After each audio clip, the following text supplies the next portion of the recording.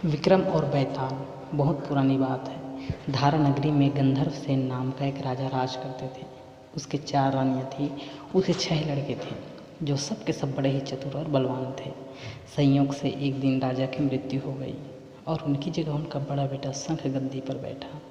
उसने कुछ दिन राज किया, लेकिन छोटे भाई विक्रम ने उसे मार डाला और स्वयं राजा बन बैठा।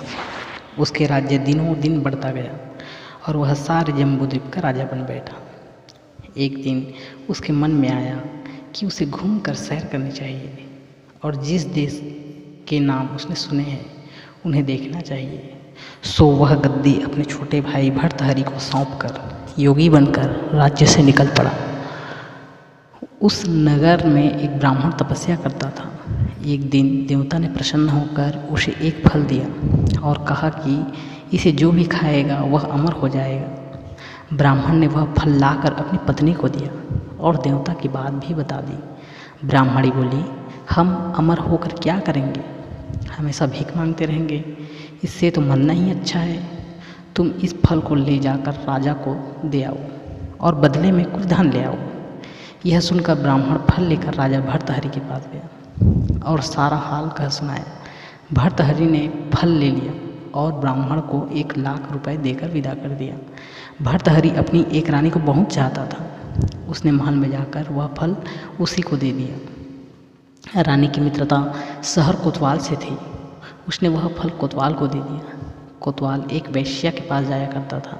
वह उस फल को उस वेश्या को दे आया। वेश्या ने सोचा कि यह फल तो राजा को खाना चाहिए। वह उसे लेकर राजा भर्तहरि के पास गया और उसे दे दी। भर्तहरि ने उसे बहुत सा धन दिया, लेकिन जब उसने फल को अच्छी तरह से देखा तो पहचान लिया। उसे बड़ी चोट लगी, पर उसने किसी से कुछ कहा नहीं। उसने महल में जाकर रानी से पूछा कि तुमने उस फल का क्या किया?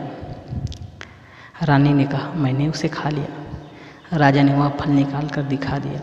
रानी घबरा गई और उसने सारी बात सच कह दी। भर्तहरि ने पता लगाया तो उसे बात ठीक ठाक मालूम हो गई। वह बहुत दुखी हुआ। उसने सोचा यह दुनिया माया जाल है, इसमें अपना कोई नहीं। वह फल लेकर बाहर आया और उसे धुलवाकर स्वयं खा लिया। फिर राजपाट छोड़ योगी के भेष बना जंगल में तपस्या करने चला गया। भर्तहरि के जंगल में चले जाने से विक्रम की गद्दी सूनी हो गई। जब राजा इंद्र को यह समाचार मिला तो उन्होंने एक देव को धारा नगरी की रखवाली के लिए भेज दिया। वह रात दिन वहीं रहने लगा। भर्तहरि राजपाट छोड़कर वन में चले जाने की बात विक्रम को मालूम हुई तो वह लौटकर अपने देश में आया। आधी रात का समय था।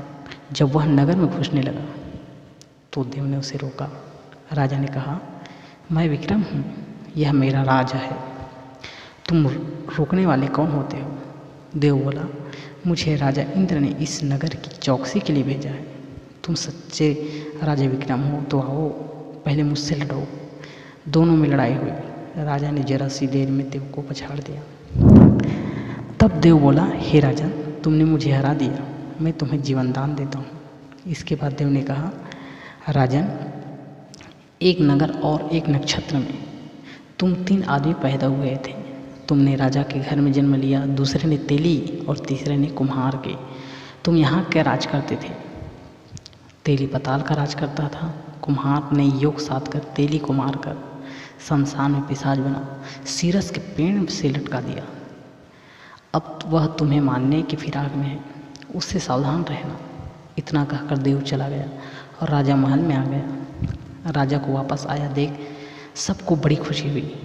नगर में आनंद मनाया गया। राजा फिर राज करने लगा।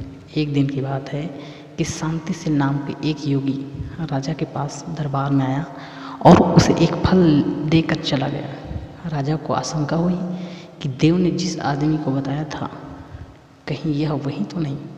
यह सोच उसने फल नहीं खाया, भंडारी को दे दिया। योगी आता है और राजा को एक फल दे जाता। संयोग से एक दिन राजा अपना अस्तबल देखने गया। योगी वहीं पहुंच और फल राजा के हाथ में दे दिया। राजा ने उसे उछाला तो वह हाथ से छूटकर धरती पर गिर पड़ी।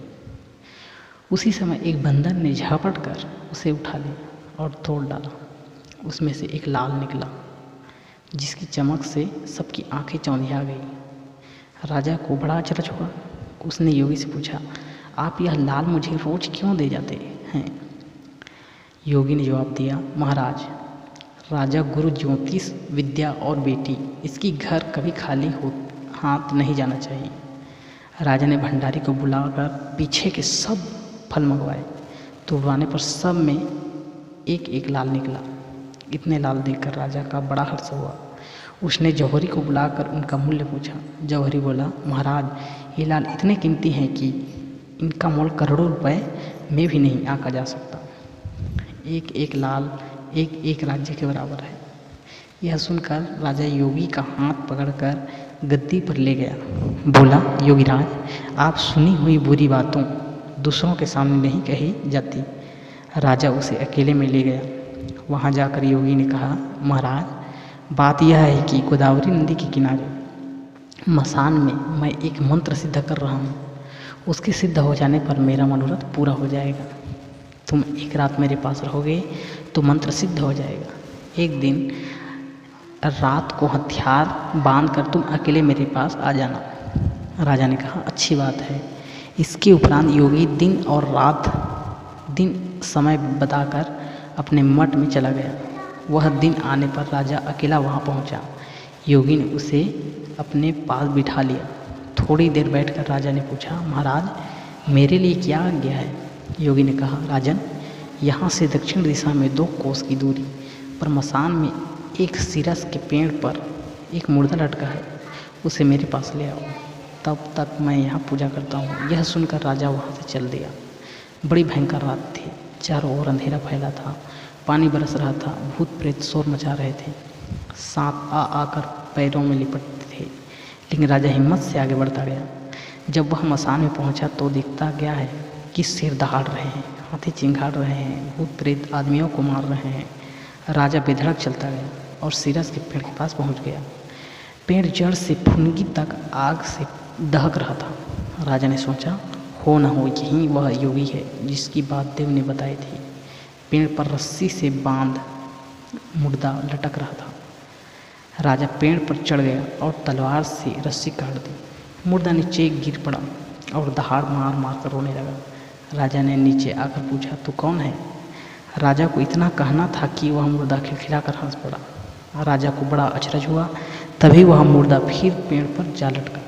राजा फिर चढ़कर ऊपर गया और रस्सी काट मुर्दे को बगल में दबा नीचे आया। बोला, बता तू कौन है? मुर्दा चुप रहा। तब राजा ने उसे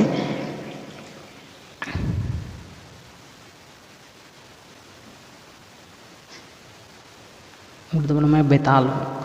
तू कौन है और राजा मुझे कहाँ ले जा रहा है? राजा ने कहा, मेरा नाम विक्रम है। मैं धारा नगरी का राजा हूँ।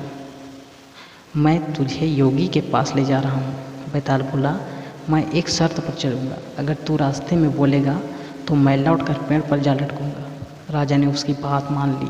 फिर बेताल बोला, पंडित चतुर है और ज्ञानी, इनके दिन अच्छी अच्छी बातों में बीतते हैं, जबकि मूर्खों के दिन कलह और निंदा। अच्छा होगा कि हमारी राह भली बातों की चर्चा में बीत जाए।